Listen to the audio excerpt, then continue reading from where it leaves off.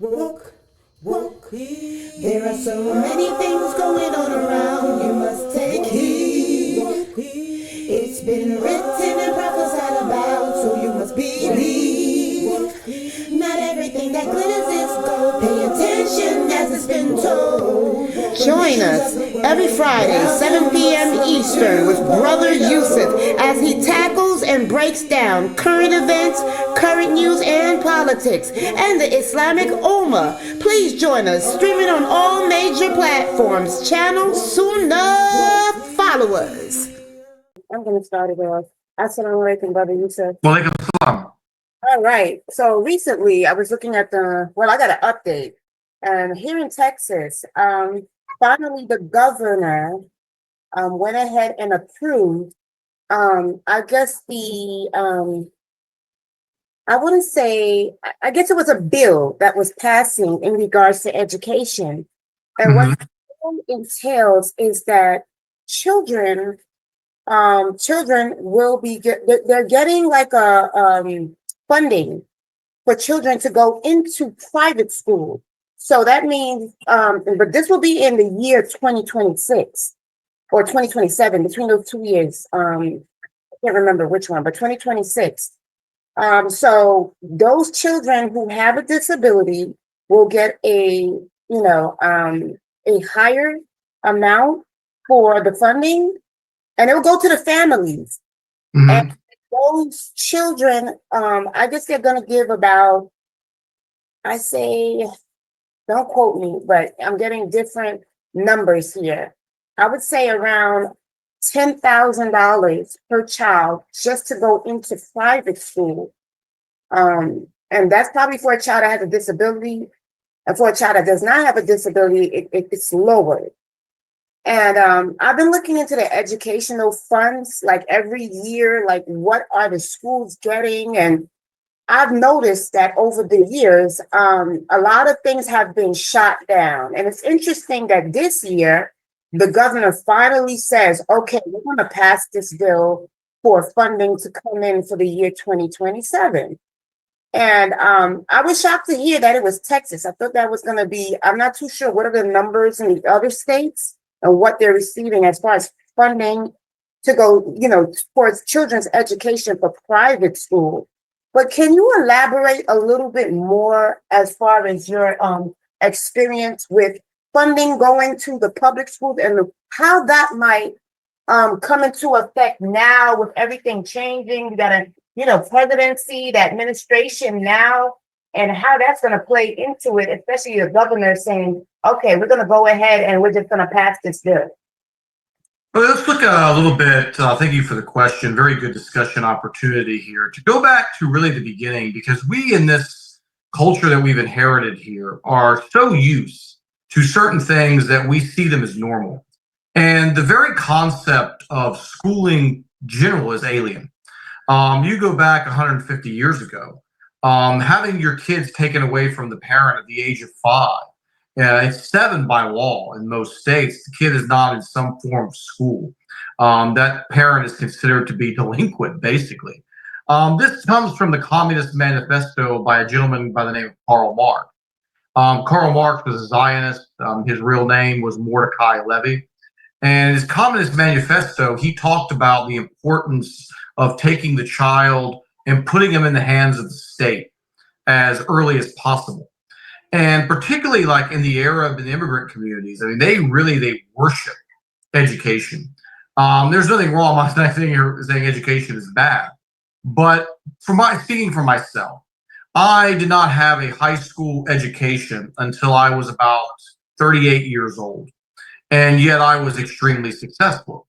Everything that I learned in life, I learned through experience and through practice and application of knowledge. I went back and I got my high school, which was GED, and then I went and got to university. I ended up getting a 3.8 GPA, all this in my 40s, by the way, just because there was a glass ceiling above me placed by the society that said I couldn't go above a certain level without having a college degree. None of the stuff that I use in my day-to-day job that all of our engineers and the plants that I've worked at use in our life came really from schooling outside of some of the engineering that you pick up in college. I mean, so what are we really, besides reading and writing, what are we really wasting our children's time with? I mean, children at that age should grow and blossom and be taught by the men of the village or the men of the community how to be men, how to work responsibly. Same thing with the ladies. And we're sending our kids to a person all day long we don't know.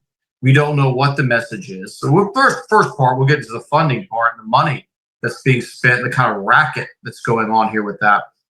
But again, we're taking our children and putting them in the hands of the government for 8 hours a day, from the time they're 5. And then people wonder why the youth just progressively get worse and worse. The concept known as a generation gap. You never heard of a generation gap until like 60, 70 years ago.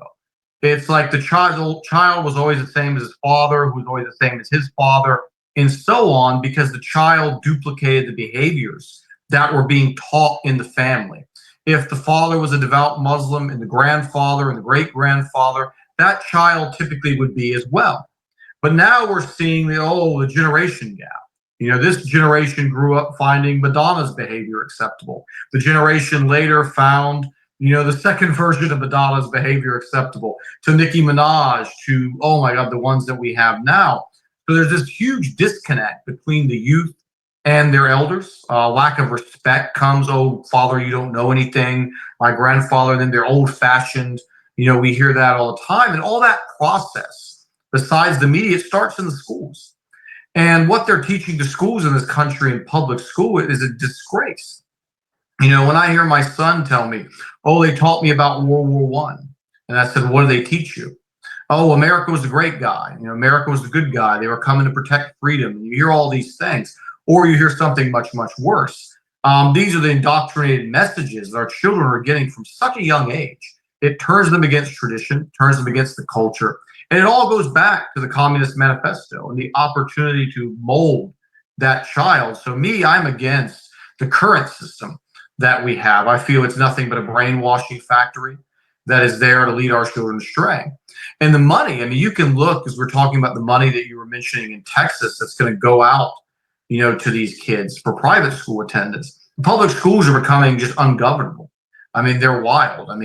You have certain policies in certain areas where they can't discipline the kids. You see kids bringing knives and guns to school, and they're still there. When I was young, if you did that, you were gone. You kicked them out. And now they'll bring these kids back time and time again. Kids who clearly don't want to be there, are causing nothing but trouble, coming from unstable homes. The good kids are affected by this, obviously. So public schools are becoming a place that it's kind of hazardous in a way to send your children.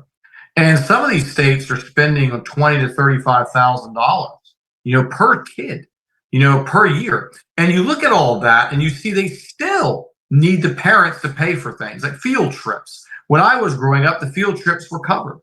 Now you see they're asking you for money. They're always reaching into your pocket for more and more. Like we used to get all of our supplies for the most part from the school. Now, again, that's all being paid for by the parent. You're seeing the sizes of the administrative boards in these schools are just growing and growing and growing. You're seeing the teachers' unions almost like a mafia, in a sense. More jobs, more pay, more this, more that. They're always unhappy. They're getting more and more from the taxpayer. And our property taxes are paying for this. And the property taxes continuously go up and up. So a lot of states I've seen have said, well, why don't we just give you your money back and then you can invest that into private education.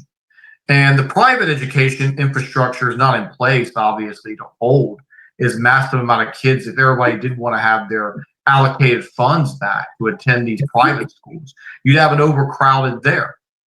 The education system is a mess, and it was always designed to be a mess. It just functioned a little bit more smoothly in the past, and its intent is not as clear, as it is now. To me, it's obvious. We have no business sending our kids. The way they teach you about human health, as another example. I remember growing up, they taught us about the food pyramid. And if you ever, how you guys who are my age remember that, what they were telling you in health class was healthy to eat. They were teaching you to eat bread 3 to 4 times a day. It's just insanity. The things that they're teaching you, that's just completely wrong. If you ate the diet that they recommended when I was in health class, you'd be like the average American is today. obese. I mean, just as simple as that. I mean, what are we really getting, for our money? What are we getting for our time? And we're getting a whole generation after generation of kids who are unreachable, disconnected from tradition, from religion. They removed God, obviously. That was one of their early steps, if you notice that, getting the prayer, out of the schools. It used to be common for kids to say a prayer anytime they wanted in school. They'd have a certain time, a day. They got rid of all of that. They used to post the 10 Commandments, the laws of Moses, which I've done a presentation in the past, ties directly into our Islamic Sharia. And they used to even present that in the school. That's even gone. So what little good is actually, left? And Scissor, you have anything you want to add? We can continue on this. But that's just my thoughts basically on the education process or lack thereof, and a lot of the useless, intentional useless information they are filling our children's heads with, which are turning them against us, turning them against tradition, against morals, against decency. It's very interesting because there was a viral video a couple years ago, and it was interesting because this always stood out to me. It was a Caucasian young student, looked like he was in high school, and he was challenging his teacher, and he was speaking so eloquently because he was basically asking her, hey, what are you teaching us? You sit there privileged, you got a packet, and you're giving it to us. How about you get up and you teach us? That's what you're being do. So we're constantly at this point seeing with our own eyes, because social media is so prevalent and available to all of us. There was a time where you would have to ask your student, hey, your child, hey, when you come home, tell me what happened in school, because you technically. But since COVID happened in the lockdown, I was telling my husband today, I said, I remember when I was able to go into the schools and have lunch with my daughter. She was in, primary school, like probably second grade. And I prided that because that gave me time to spend with her and basically still provide that warmth and assurance, while still having a moment while she could sit and have lunch. So after that, when the shutdown and everything happened, it was a disconnect because none of the kids were able, like the schools were not allowing that anymore. So it's like the kids were back in school and they had to adopt this new way of learning. And as you can see with the education, and when COVID came, there was a lot of the kids didn't understand or know anything. And I've noticed with the parents, we're all looking at each other like, oh my gosh, my child is supposed to be at this level. All the kids are looking at each other like, I don't know what I'm doing. And they're not at their level that they're supposed to be. So it's a struggle. I mean, I understand what you're saying with what everyone's learning now, what we used to learn about 40 years ago in school, the pyramid, certain things we were taught and that was embedded in us, that now we look at it like it's crazy. For example, drinking milk in the morning. What was on your plate for breakfast? You had. Now they're being taught that's one of the most craziest things to have, because what does milk do to you? Dairy. It slows you down. A lot of the kids, the research shown that they're so slowed down that they can't really think for themselves or just stay in the conversation. So many things are going on. So it's like you have to unlearn what you've learned all these years. And absolutely. It's programmed indoctrination, as you just mentioned with the milk, or I don't eat breakfast. And part of me understanding that was actually being a Muslim. Being a Muslim and converting to Islam later in life allowed me to see the old versus the new. And in my first Ramadan was really the first time that I started going prolonged periods of time out without eating. And I started to see again how much more mentally clear I was, how much sharper I was, that they were going in and loading these kids up with these breakfasts heavy in carbs, obviously, as you mentioned, milk. And at that point, biologically, your body is telling you to rest, because we used to spend all day as human beings cleaning, growing, harvesting, preparing, and cooking our meals. And it wouldn't be until the evening that we ate. Now you wake up and just start shoving stuff into the body. And the body is so boggled down or tied down with digestion that you're like a walking zombie. I mean, you're just like, oh, because your mind is telling you My needs are met. I don't need to work anymore. And Ramadan really taught me, 100% that my theories were right when I started living it for a month-long time for the first Ramadan that I had, how much better I was when I didn't eat like this. Water obviously is something you want to go through from the morning on. It's always good to have a glass of water when you wake up, but all these carbs and all this other processed food, he said we have to unlearn it. It's an indoctrination camp. And you were saying also too, like with teachers nowadays, you can simply, I'm an educator for 17 years in my field. I could walk in any public school and you give me the syllabus and their lesson plan, and I can teach it blindfolded. It's like it's regurgitation, the same stuff over and over again. And if you actually question any of these teachers, they probably don't really have a clue about the depth of what they're even teaching. They're teaching surface level stuff that the state wants you to know. And it doesn't really go beyond there. And questions and open discussion are discouraged. I mean, real education, academic discourse, debate, you're not allowed to have that. It's just like sit down like a sponge and absorb what the state is feeding you. And I've always said I have controversial views, on education. My stance is against early youth education because I don't feel it does, especially with this system, with these people running it, that it does much benefit. Obviously, if we rethought education, had a good system teaching on Islamic principles, instilling those values in the youth, but still the time. These kids are waking up at 6, 7 in the morning, going to the bus, and they go down there. They're not getting home till 2:30 or 3 o'clock. Schools also become like a daycare, for a lot of parents as well. Just a place to get their kids away from them and send them in because they don't want the responsibility of raising them. And I mean, this is just never how it's been in human history. It's very alien, to us. I have so many questions. I just find these things like so interesting. Oh yeah, keep going. We'll have that open discussion day. Yeah, we had touched on this topic previously. And, in the news this week, I'm just watching certain things like, okay, for example, now we have one major guru who's fighting RICO. We all know who that is. And what would you say?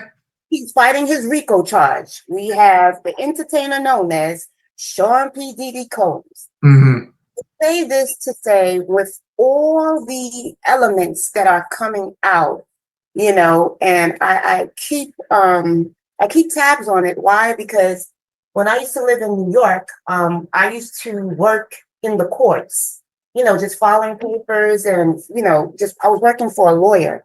So it was interesting how, having that foothold and being there and understanding how things are processed and the judicial system over there in the courts and how things are running.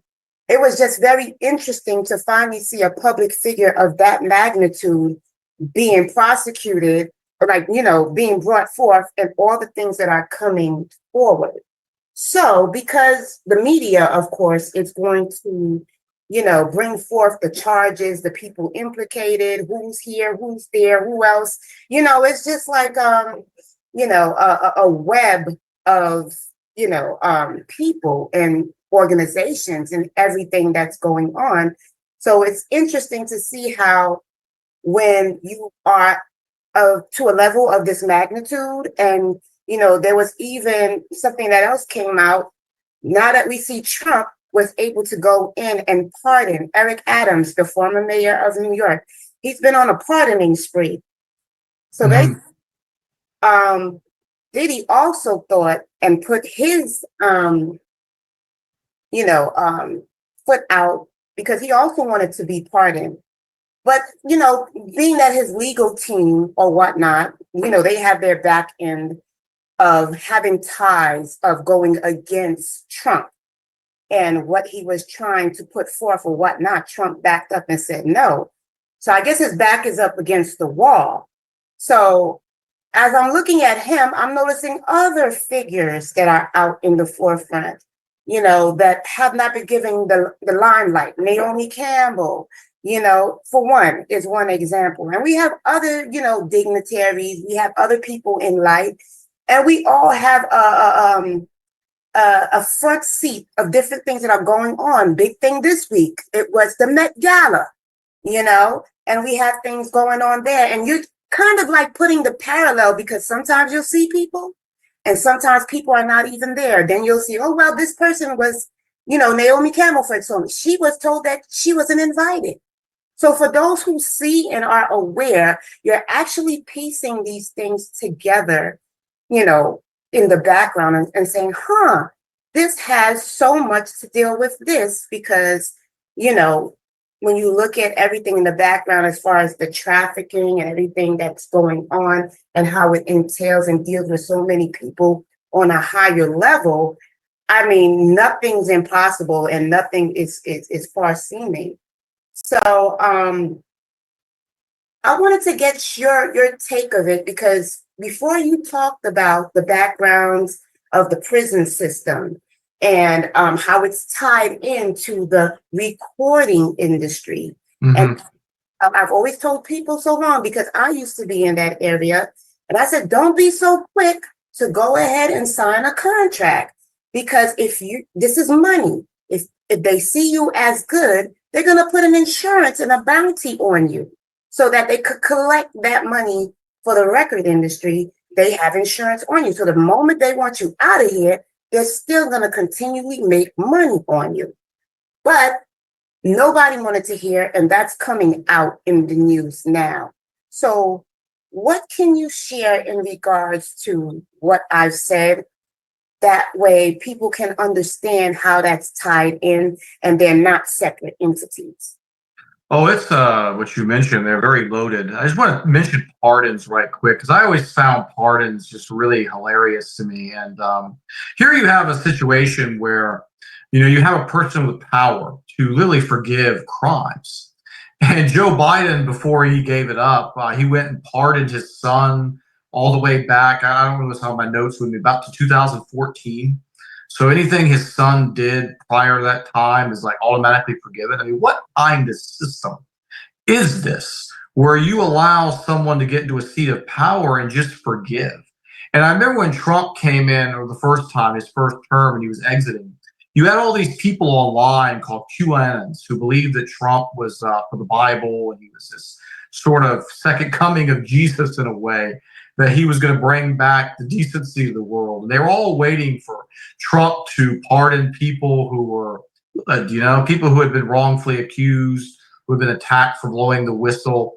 And the first thing Trump did was he pardoned a Zionist who was involved in some $billion insurance racket. I mean, it was like, just, that should have told them, but it didn't. People still continued to blindly follow him. That this was the first person he pardoned. If I had my notes, I could go out and find the name of that individual in the case. But I remember that very well, and just shaking my head and laughing that they fell for that. It's just on the pardon note. But with the entertainment industry, this, again, if you go back and you look at history, an actor was never a good profession. Musicians, if you were a composer of classical music and you performed for the elite, you were considered to be somewhat of a status figure. But outside of that, typically in human history, entertainment was always considered to be a low profession. It was never a profession worthy of any kind of a glory. But when you got to the 20th century, with the founding of Hollywood, which the very name Hollywood was wood that was used in rituals by a group of people called the Medes. And this is where we get the term media, from. The Medes were known for black magic, for sorcery. They used Hollywood in their rituals, their satanic pagan rituals, if you will. And we get, of course, mediate from that group. We get media, as well. And of course, Hollywood, just the name is staring you right in the face. In fact, in Hollywood, they had the area Lookout Mountain. It was an old CIA where they used to produce propaganda films and all kinds of different manipulation tactics and things like that. All that stuff based in California. And initially, the music industry, again, was organic. But since that period of time, the music industry is anything but organic. Most of these people are chosen. Most of them come, a lot of them, military intelligence backgrounds. They're agents, they're actors, in a way, who are selling agendas. And a lot of them, to be honest, they're quite dirty people. And there are people who are normal who come in because of their talent, and these people seduce them early on. But if you give someone a platform, like imagine someone like a Michael Jordan as an example. Michael Jordan didn't come from this military intelligence background. He had a talent for playing professional sports, basketball in particular, obviously. And Michael Jordan became a billionaire.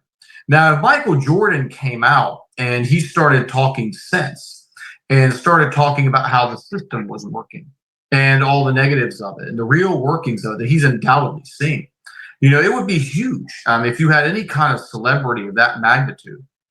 So when you see this, there's going to be something behind the scenes that they're going to lure these people in and seduce them by that power that they've given them to then have it and dangle it above them as a mechanism of control. So if you get out of line, look, we're going to show this.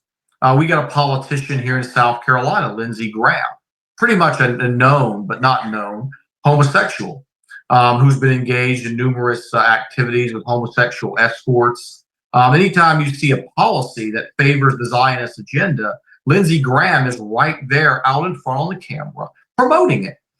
He's always promoting war, Israel issues, anything that's destructive to the people of the United States. You find this. And undoubtedly, they have material on him that, should they choose to, if he goes against them, is going to be used on them.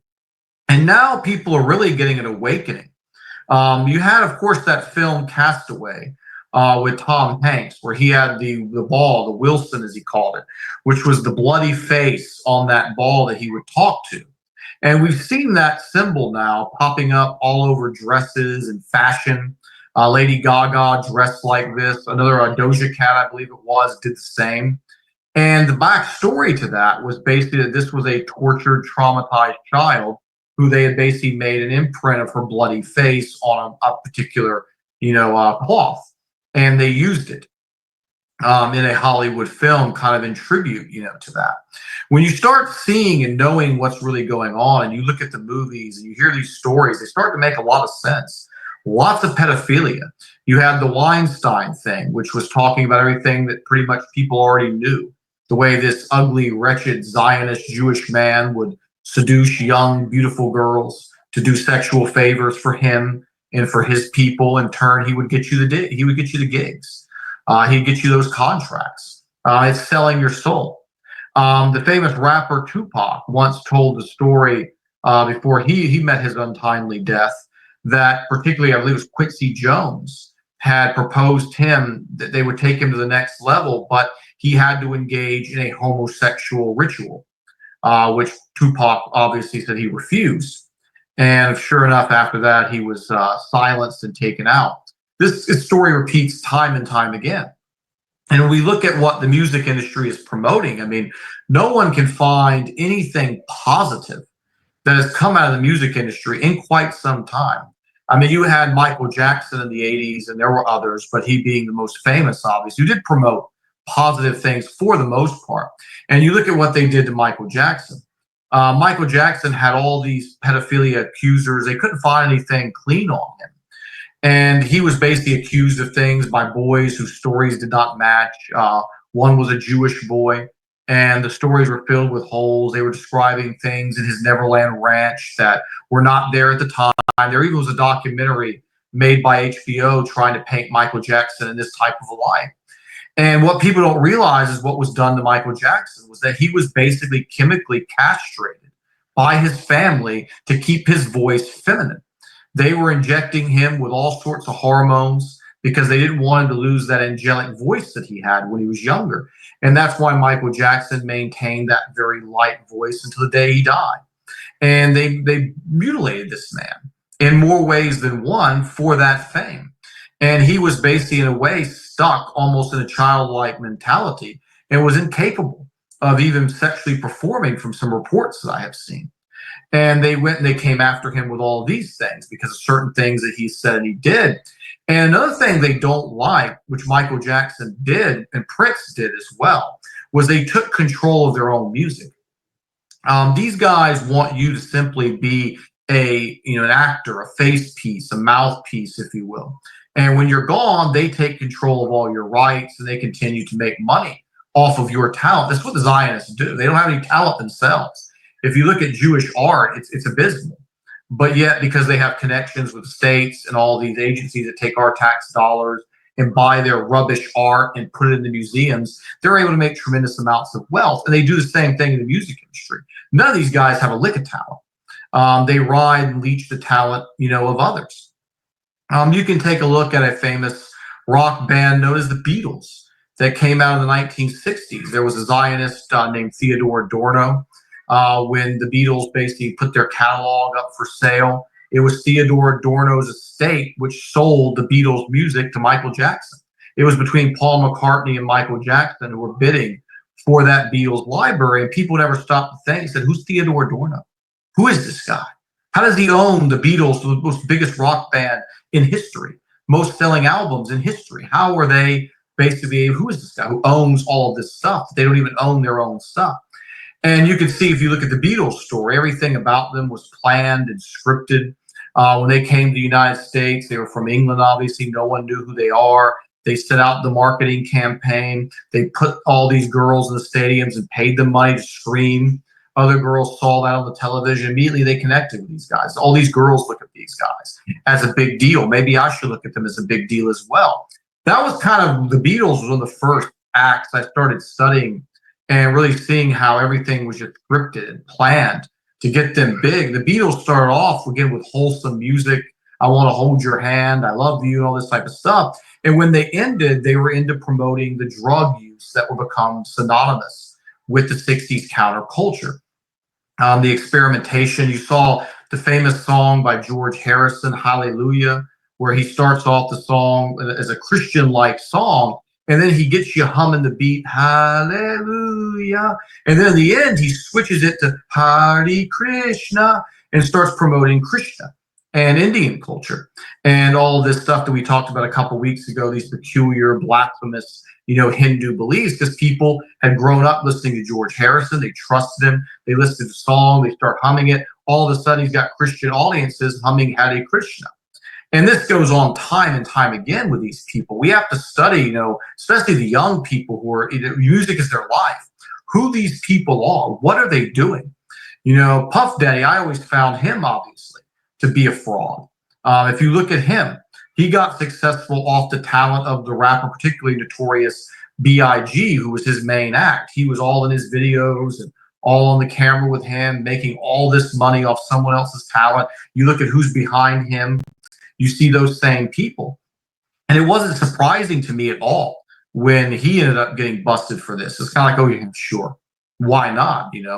Hollywood's been doing this for years, sex trafficking. I mean, this goes on in the Middle East.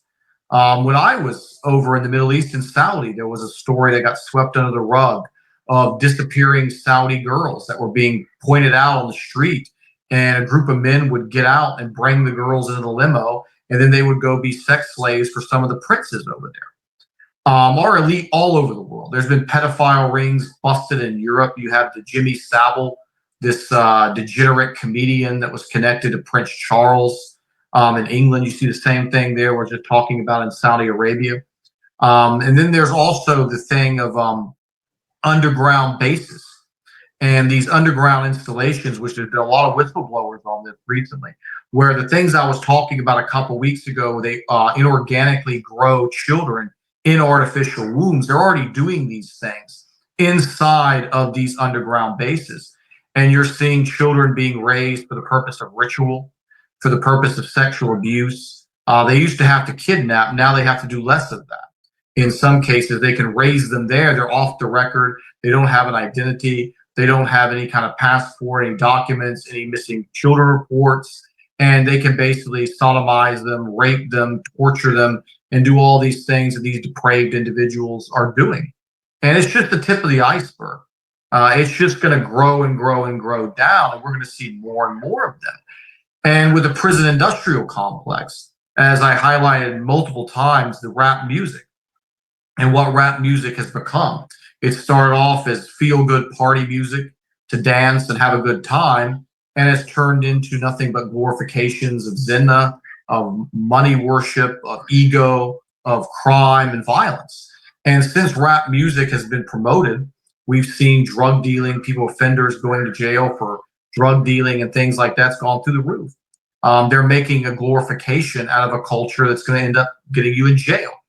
And through that prison industrial complex, massive amounts of money are made funding those prisons, taking care of those inmates, buying the materials for them, all a huge business that, comes out of that. The COINTEL program that launched in the 1960s, all like was tailored, of course, part of it to the Black community, where the CIA did not want to have a Black Panther like group coming up, which was bringing up children on positivity and having a positive image of themselves and doing helpful things for the community and building them up. They didn't want to see that. And right after you saw the Black Panthers, you saw a huge influx of crack cocaine and cocaine into these inner cities. And there was a cash crop now these people didn't have before, where they could get rich quick. And if you're young and you grow up and your family doesn't have anything and you live in a bad home with not a lot of pocket money, and you see that guy down the road, he's got the nice cars, he's got the nice clothes, he's got everything you can want. They're seduced by that lifestyle and implanted that cash crop into the community. And then you bring the music behind that to reinforce that image and to glorify that image. And you're going to have people mindlessly committing destruction in their own community for their own selfish desires. Instead of teaching these kids the way out, the correct way out, the safe way out, the honorable way out, they're teaching them a quick and easy way out. And it's just feeding that prison pipeline.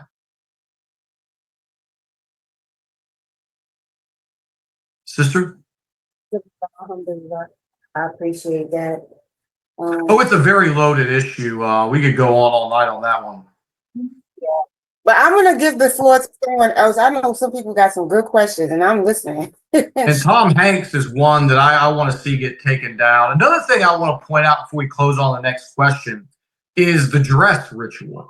I first noticed this when I was a teenager into my early 20s. I was like, why is it that all these people that become famous kind of rapidly, you go back and you look and they all wore a dress and they all dressed in drag at one point in time in their movies or films. We saw this with Tom Hanks. We've seen this with Leonardo DiCaprio. We've seen this with so many of them. Recently, you had The Rock, obviously, who's just blown up, overnight. The Rock wore his dress, back in the day. You've seen John Cena. He's a former wrestler also that's getting deals in Hollywood now. He did the humiliation ritual where he hopped on stage at some award show, naked, where they were all making fun of him and mocking him. And it's kind of, again, like, obviously a humiliation ritual. But another thing is that if you ever do say anything seriously, what's the media going to do? They're going to say, oh, look, the same person that did this, we're supposed to believe on this. And it's another way of just having like on-screen dirt on you, something that they can use to mock you and bury you and tear down your career. And I want to close with that because this is something else that, if you notice, started in the 1980s that the music industry would do, is they've signed the acts, typically acts that were struggling. They were trying to find a way. They would market them. They'd take them over for about 2 albums, and then they would rob them blind. And then, you would see that band become hooked on drugs and all the different debauchery they were engaged in. They would go straight down to the bottom, and they would just keep on rinse and repeat with like a new act. And they would control their music, of course, as well. So they could hire people for 2 years on the cheap in an album deal, pump them up, destroy their career, and mock them. And they made a ton of money because an artist that's got 2 or 3 albums behind him is going to be able to negotiate. They're a brand at this point. They're going to be able to negotiate more money. And they don't want that. They want to keep on finding fledgling young acts that they can exploit to the fullest. And now everything's kind of off albums. And the record industry is not making all their money through physical copies anymore. It's through the iTunes and through the Spotify's and all the other things that people are doing, but you're still seeing it. You don't see many artists with lasting careers because that's just not conducive to the system. Ma'am. One of the things that I've read a lot today, I've seen a lot today, but especially when you talk about Trump, about the stuff in the beginning, and when he first came in, they said Trump could have ended the war in Ukraine. He could have done it. but he didn't. And so I was curious why he did not do it, and what did Trump gain? What is he still gaining by keeping this madness going over there in Ukraine, and the people going crazy? And he's like, they're saying now, Trump has pushed himself, I read today, into a corner. And I'd like to ask you, what corner? What has he done? And you've heard that old saying, that man, he shot himself in the foot. Okay, now they're saying that he shot himself in both feet and both arms. And he doesn't know, he's hiding this. You know what I'm saying? But he's and now with Yemen, he was all for Israel bombing Yemen and this and that, and now he called it off. He called it off, and he said he's trying to make it seem like, well, Yemen said they wouldn't shrink, they wouldn't crash any more ships in the Red Sea and this and that, and if we stop bombing Gaza and all the other countries, Yemen and all these other places, and they're saying because of that, the Israelis they're angry. They're angry. You know how they made it seem like they were all tight with Trump, and now they're like, he threw us under the bus. So it's kind of confusing. Because it's like one day Trump is doing this, and then another day he's doing that, and then maybe you could give me some. I'm sure I hear other people talking about this now. Ukraine has been a money racket from the beginning. We've talked about that here, how much money has been stolen in funds. That's been kind of funneled back in like a circle. They give money to this person over here, who then in turn buys something over here, who then goes back into the politicians. Ukraine has a tremendous amount of resources in the areas that they covet. Lots of minerals. Now we're entering into that Agenda 2030, where there's going to be a lot of need for the batteries for these electric vehicles and this green grid that they want to build, these little prisons they want to build. All the cars are going to be electrical. They need a lot of minerals for that, for the batteries and materials. Also there's a connection between the Zionists and the current land of Ukraine. If you know the real history of these people, they don't trace their genes back to Ibrahim at all. They don't trace their genes back to Moses. They don't trace their genes back to anybody in connection with that land. These people are mostly Khazars. They are a Turkish-like people who moved up into Europe and settled in those regions. And there's a lot of talk behind the scenes of a second homeland for them in the Ukraine. Their original, as they see it, their original homeland there with the Caucasus Mountains. They want to have a place of return. And Ukraine has lost so many men. So many men have fled. They've come to Western Europe. Some of them have come here. Lots of them have come here. And a lot of the women are being left behind. And there's a huge vacuum there. They're obviously going to use this to flood it in with immigrants and destroy, as they always do, the national fabric of Ukraine, genocide those people. And this would be an easy place for the Zionists to set up a kind of secondary shop, if you will. If you've seen this Zelensky, he's a former actor. He's on video doing lots of homosexual dances and wearing makeup and things. This guy's a clown. He's a corrupt, phony, through and through. And the whole thing is very confusing.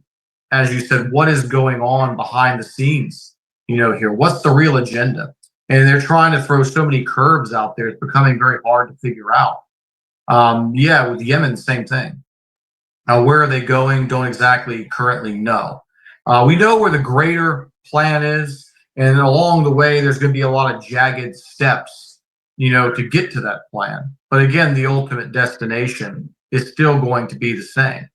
We're still going to see, continuation of Gaza, the expansion of the Jewish state. They've had these plans for quite some time, obviously, and that's going to continue. Whenever they may pause, because they can't just go through with it straight, because there'll be some resistance. There might be some people waking up, there'll be some pushback. So they've got to always leave it in this, he's going in a different direction, he's trying to make peace, and then something happens, it escalates a little bit more, then you pull it back a little bit more. Then it escalates a little bit more, and you pull it back a little bit more. And that's what they do with moral issues. If you go back and you look at how they've done homosexuality as an example, they'll take 2 steps forward, 1 step back. Every time they take the step back, people are like, okay, look, it's working. There's change. Bill Clinton had don't ask, don't tell. That was his policy on homosexuality in the military. He simply said, don't talk about it, don't tell anyone, no one asks. This is your own private business. We went from George W. Bush, who was against gay marriage. And then all of a sudden you had Obama, who was for gay marriage. And then you had Trump came in. It's like gay marriage became kind of a de facto accepted position. And now, even conservatives, there is a transvestite, transgender, whatever they want to call it, conservative person by the name of Blair White. And you're seeing conservatives say, oh, well, I don't care if they're transgender, as long as they believe in freedom in the Constitution. So you can see there's been a little bit, Trump comes a little bit pushback on the gay agenda, but still where he pushed it back before is above where Obama left it off.